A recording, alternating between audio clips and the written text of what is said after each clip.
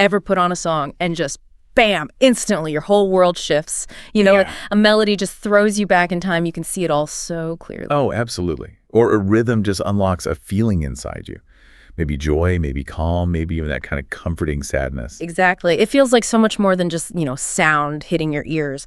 It's powerful, almost. Yeah. Yeah, inexplicably powerful sometimes.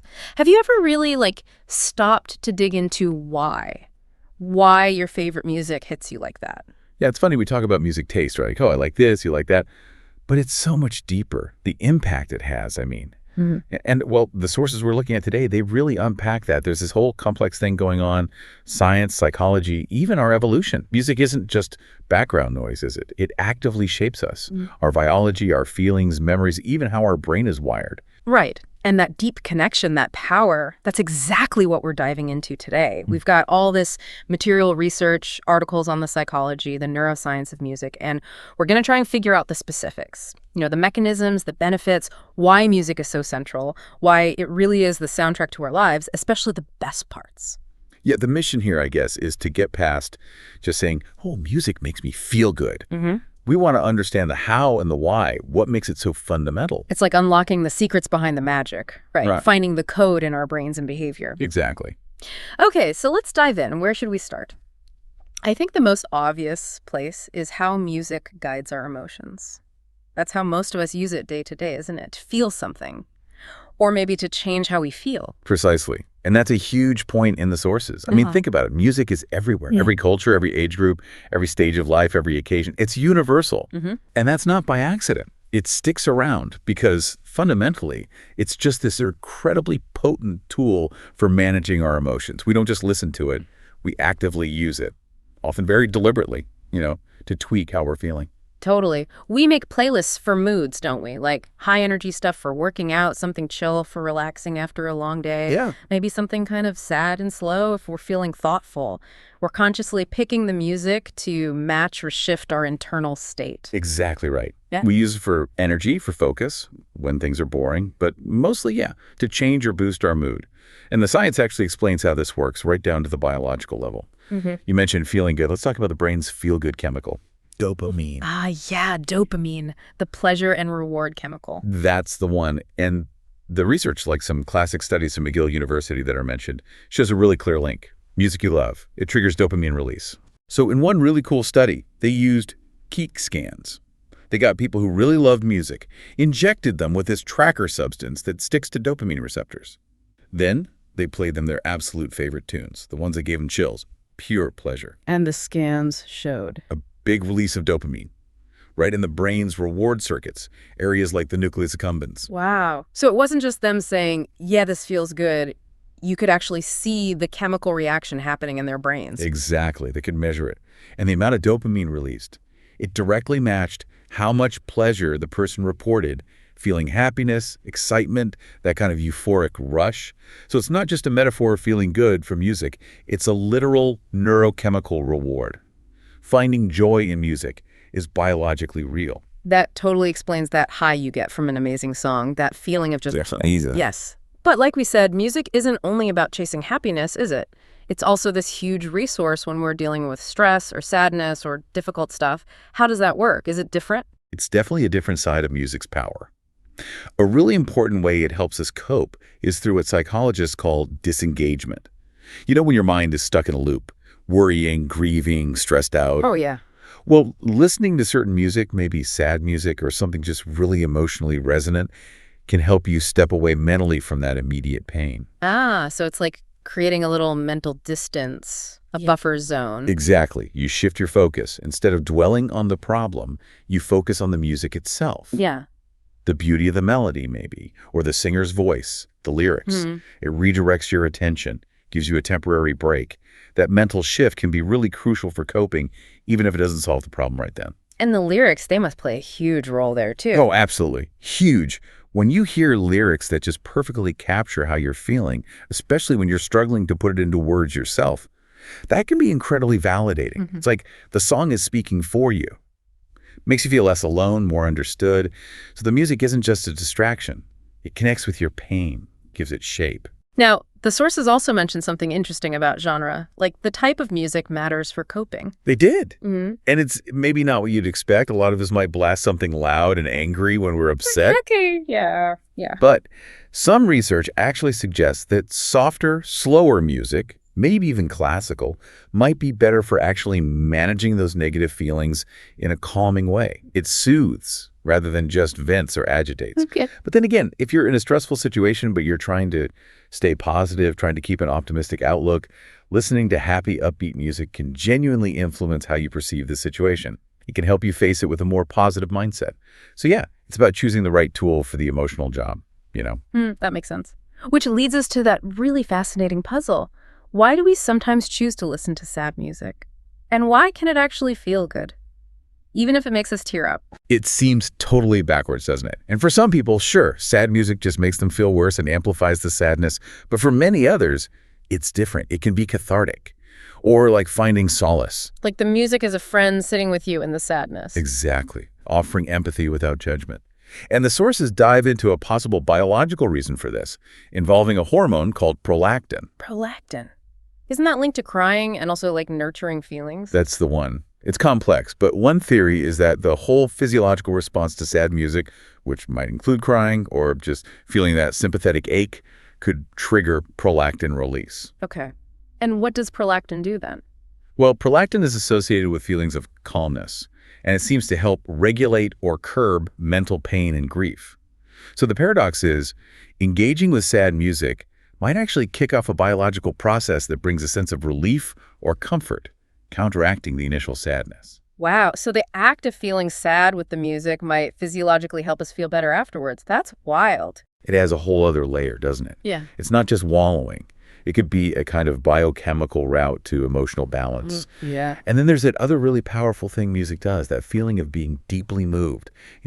Goosebumps, lump in your throat, maybe tears, but not necessarily from sadness, just from the sheer beauty or power of it. Oh, I know exactly what you mean. Happens all the time. It's hard to even describe that feeling. Right. And the sources touch on this. They describe it as this profound sense of awe, admiration almost, like wonder at what other humans can create with just sound. It's tied to appreciating human creativity. And this intense feeling, it's not just passive. Some research suggests it might actually connect to shifts in our motivation. Yeah. Maybe it inspires us to be better or contribute more, fueled by that feeling of awe. There might even be neurochemicals like oxytocin involved, which is linked to bonding and connection. So it's like experiencing something so beautiful it actually makes you want to, I don't know, elevate yourself somehow. Potentially, yeah. It just shows that music's emotional reach goes way beyond simple happy or sad. It taps into these deeper feelings, awe, connection, inspiration. So whether you're using upbeat stuff for energy, calm music to chill out, finding comfort in a sad song, or getting choked up by a symphony, you're basically using music as this incredibly sophisticated tool to navigate your inner world. It's fundamental. It's how we manage our internal state, and it's all backed up by biology and psychology. Exactly. And as the sources show, the impact goes even deeper than just mood, right? It's not just influencing our brains in the moment, it's actually physically changing them. That's absolutely right. We're moving beyond just feelings now into neurology. Music isn't just psychological, it's neurological. Engaging with music repeatedly, especially music that really means something to you personally, can cause real measurable changes in your brain's structure and how it functions. That's brain plasticity in action. Okay, this is where that incredible University of Toronto study comes in, the one with the Alzheimer's patients. That sounds hugely significant. It really is. Groundbreaking stuff. They worked with patients who had mild cognitive impairment or early-stage Alzheimer's. And they had them listen repeatedly, daily, to music that was personally meaningful. Songs tied to big life events, their wedding song, maybe something from their graduation, music deeply embedded in their personal history. Right, autobiographically salient music, they called it. Exactly. And what they found was pretty amazing. Just listening consistently to these personally resonant songs actually induced beneficial brain plasticity in these patients. Beneficial brain changes in patients already experiencing cognitive decline. Wow, That's wow. It is. Brain plasticity. It's the brain's amazing ability to rewire itself, form new connections. And in this study, the brain changes they saw linked directly to better memory performance. The patients actually improved on cognitive tests, memory tasks specifically. So wait, just listening to their favorite old tunes didn't just make them feel good emotionally, which you'd expect. It actually seemed to boost their memory function. That's exactly what the data suggested. Looking at brain scans, the researchers saw significant changes in neural pathways. They noticed increased activity and better connectivity, especially in the prefrontal cortex. Prefrontal cortex, that's like the brain's CEO, right? For planning, decisions, retrieving memories. That's a great way to put it. It's the executive control center. And they also saw changes in subcortical regions, too. Why are those subcortical areas important here in the context of Alzheimer's? Well, these are older, deeper parts of the brain involved in things like emotion, motivation, basic functions. And crucially, in early Alzheimer's, these deeper areas are often less damaged by the disease compared to the cortex, the outer layers. So the music might be tapping into these relatively preserved areas to help access and stimulate the cortex. Okay, I think I follow. And this led them to talk about a specific musical network. Yes. Using fMRI brain scans, they identified what they called an autobiographically salient music network. It's like a specific set of brain regions that light up together when you hear music that holds deep personal meaning for you.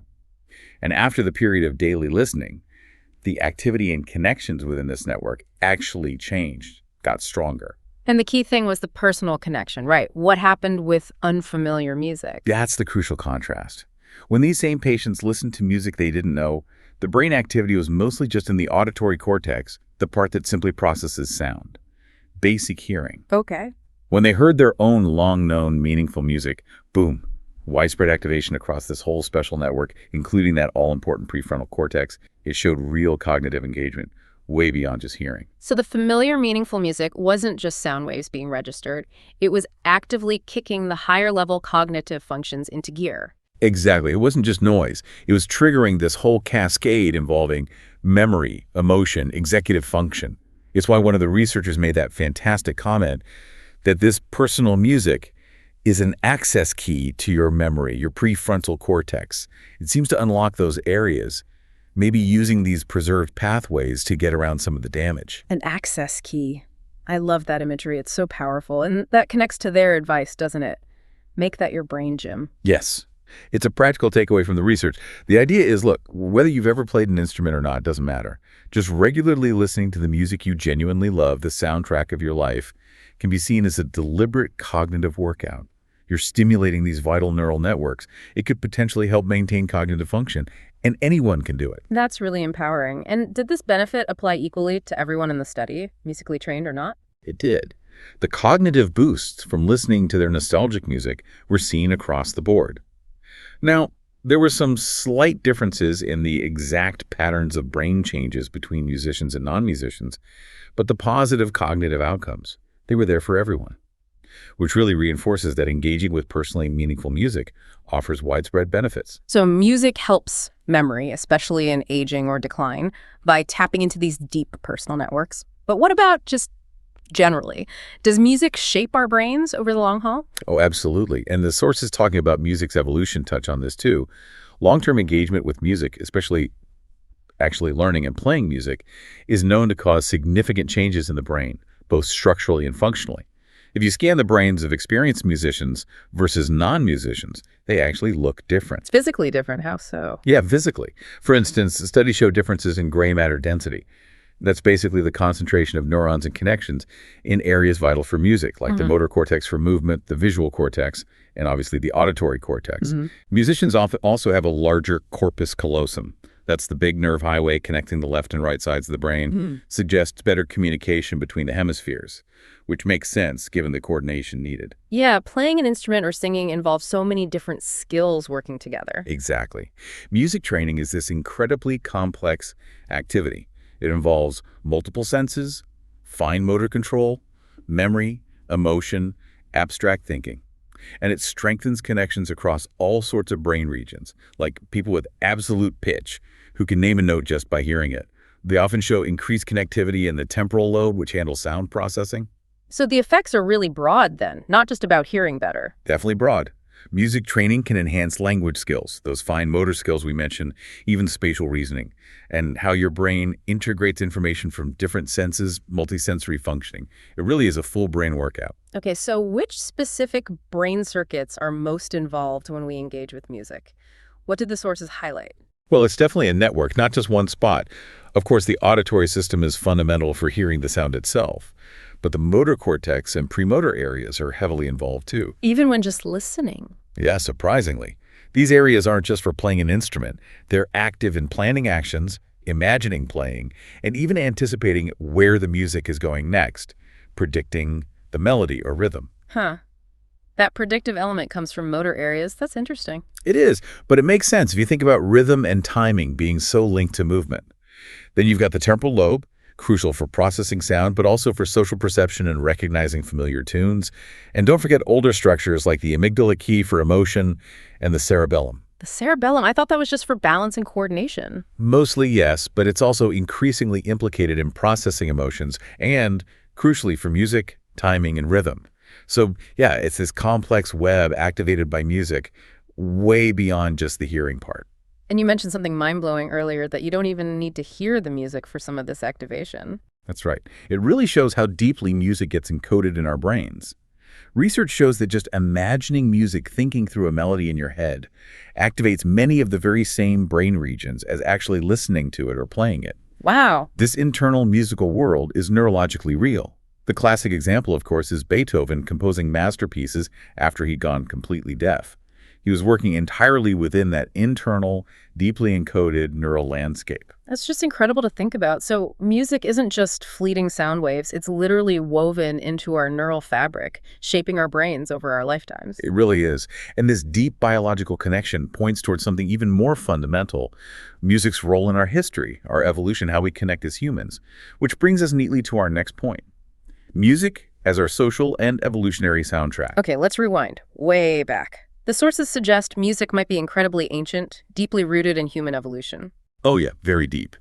Some theories even propose that rhythmic sounds, melodic calls proto-music, essentially might have been one of our primary ways of communicating before we developed complex language as we know it. Like maybe we sang or chanted together before we spoke in complex sentences. Whoa, that really flips the usual idea of language coming first. It does. And you see similar patterns across the animal kingdom, right? Birds singing complex songs, whales communicating over vast distances with melodic calls.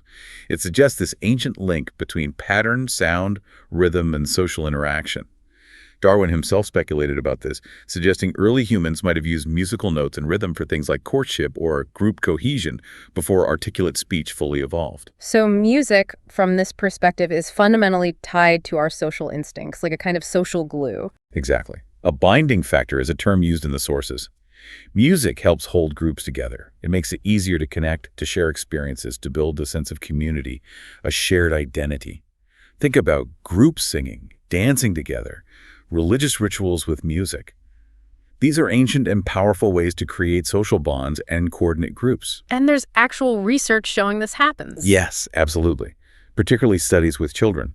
They've found that when kids engage in joint music making, singing together, playing rhythm games, drumming in a group, it actually increases their pro-social behavior afterward. There is social meaning. Meaning they show more cooperation, more empathy, they're more likely to help each other out.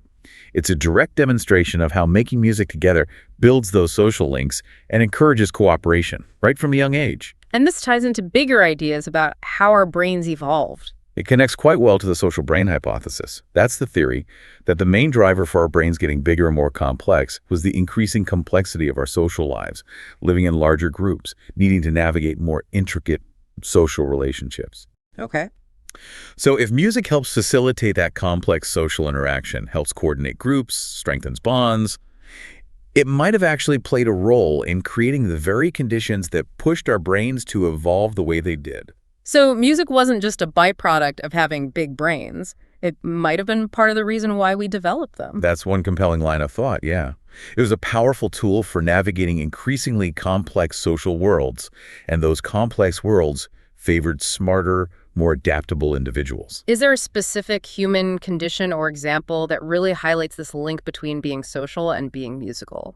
Williams syndrome comes up often in the sources as a fascinating case study here. It's a genetic condition, Yeah. and it leads to a really unique profile. People with Williams syndrome are often described as hypersocial. Hyper. Yeah, meaning they're incredibly outgoing, friendly, really eager to connect with people, sometimes even lacking the usual social inhibitions. They have this strong drive for social engagement. And what's really striking is that alongside this intense social drive, they almost always show a heightened interest in and aptitude for music. They often love music, respond strongly to it, sometimes have perfect pitch, even while they might struggle with other things, like spatial reasoning. So the same condition that makes them super social also makes them super musical, often. That seems to be the connection, yeah. It suggests a deep, perhaps biological link. The sources mentioned it could be related to how neurochemicals like oxytocin and dopamine, which we know are involved in social bonding and reward, and also in music response, might function differently in Williams syndrome. It offers this unique window into how our drive to connect and our capacity for music might be intertwined at a really fundamental level. It really suggests it's not just culture, but something wired into our biology, this link between wanting to connect and responding to music. Precisely. Yeah. And we shouldn't forget that music is almost always about action, even just tapping your foot or humming along. Then there's singing, dancing, playing an instrument. Music is deeply connected to our motor system. Moving together in time to music, rhythmic entrainment is an incredibly powerful way to bond socially.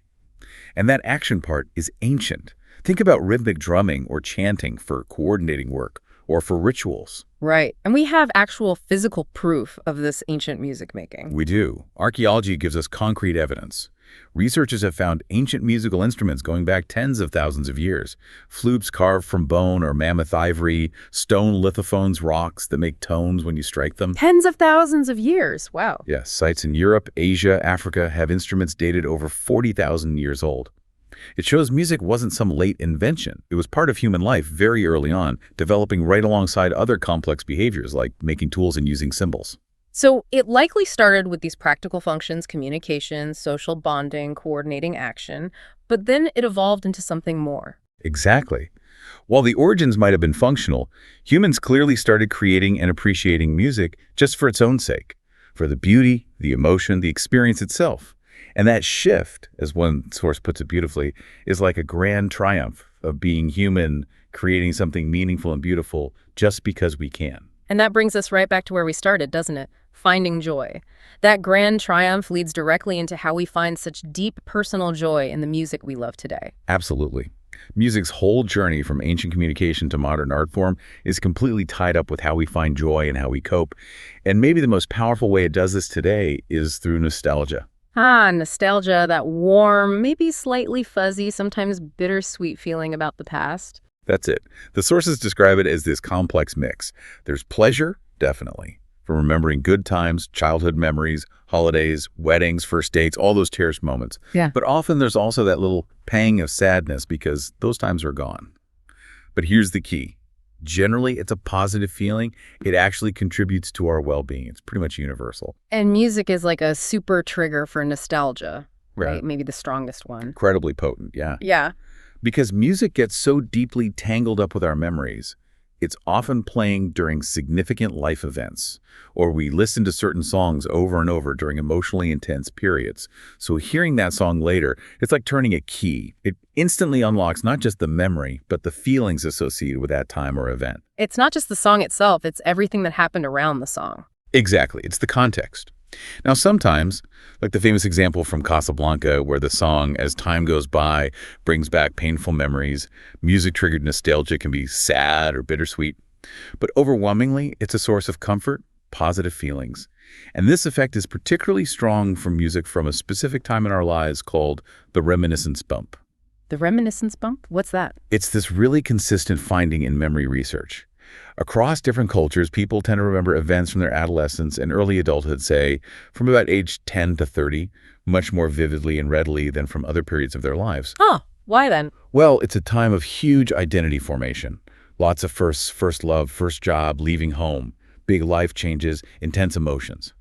And the music we listen to obsessively during those years gets deeply encoded alongside those powerful memories. So years later, that music becomes an incredibly potent trigger for nostalgia. It brings back the feelings of that formative time. Ah, so that's why the songs from high school or college feel so significant later on. It's the reminiscence bump soundtrack. Pretty much. Hmm. It's tied to that period of intense experience and self-discovery. And for older adults especially, listening to music from their youth can be really beneficial. It can bring back feelings of vitality, connection, maybe even empowerment by reminding them of who they were then. And this nostalgia sparked by music, it's not just a nice feeling, it actually serves a purpose. It helps us. Yeah, it's seen as a really important self-regulatory tool. Think about when you're stressed or going through a tough transition, feeling uncertain. Nostalgia, often brought on by music, can be a real source of comfort and resilience. Right. By letting us mentally revisit positive past experiences, it reaffirms our sense of self, our connections to others, our personal history. It gives us a feeling of continuity and meaning, especially when the present feels messy or difficult. The sources mention how during the COVID lockdowns, for instance, people really leaned into nostalgia, remembering simple things like having lunch with friends or going to shows, things often linked to specific music. And we even do it deliberately, right? Feeling down. Yeah. Put on those old favorite songs. We know intuitively that it can help boost our mood and give us a more positive outlook. Okay, so pulling it all together, we've got the biology, the dopamine rush. We've got the brain changing, getting stronger through plasticity. We've got the deep evolutionary roots, music as social glue. We've got nostalgia acting as this access key to cherished memories and helping us cope. It all seems to converge on this one core thing, finding joy in our favorite music. It absolutely does. All these different layers, the chemicals, the brain networks, the social history, the personal memories, they all feed into that profound sense of joy and connection we get from the music we love. It connects us to our past, strengthens our present, helps us navigate our emotions, and even links us to this bigger human story.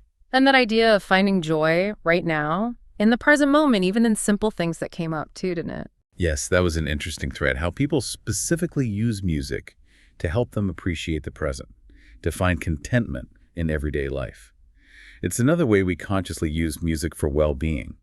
The kinds of songs mentioned in that context, they weren't necessarily about big achievements or drama.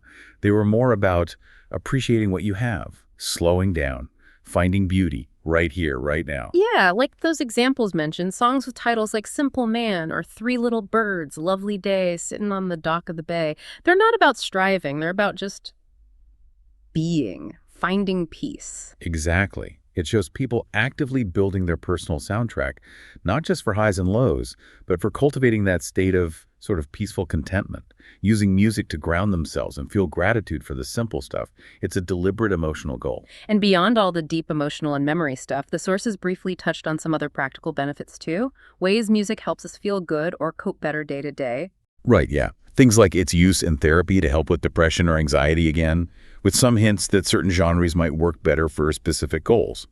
Or how listening to music you enjoy while driving doesn't just make the commute less boring. Studies suggest it can actually lead to safer driving, less aggression, Okay. and even just making repetitive work more tolerable or improving focus. Putting on music can genuinely make unpleasant tasks feel better, boosting mood and maybe even productivity.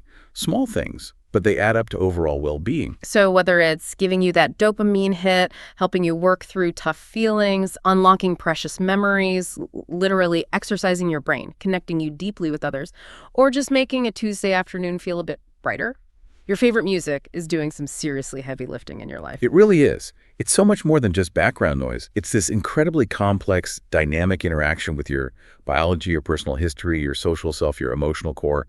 Our connection to music isn't trivial. It's fundamental to being human. So if we had to boil it down, the core lesson from this whole deep dive seems clear. The music you love isn't just a playlist. It's this incredibly powerful, versatile toolkit for your well-being. It's a direct line to who you are, who you've been, the moments that made you. It's how we connect, how we cope, how we find meaning. It really is a testament to the almost magical power that organized sound holds for us. So thinking about all this, about how profound and measurable the impact of music really is, maybe the question for you listening now is, how can you be more intentional about using it? How can you bring the soundtrack of your happiest moments, your most meaningful memories into your daily life more consciously? What songs are waiting to be your brain gym, your emotional first aid kit, your key to unlocking joy? Or maybe just ponder this enduring mystery, which is kind of beautiful. Science can explain the dopamine, the brain networks, the prolactin, the evolutionary pressures, but the specific way that one particular song gets under your skin makes you feel exactly that way, brings back that specific memory with such clarity. Well, that still feels like your own personal, profound magic, doesn't it? Thank you so much for joining us on this deep dive. Yeah, it's been fascinating. We look forward to exploring more with you next time.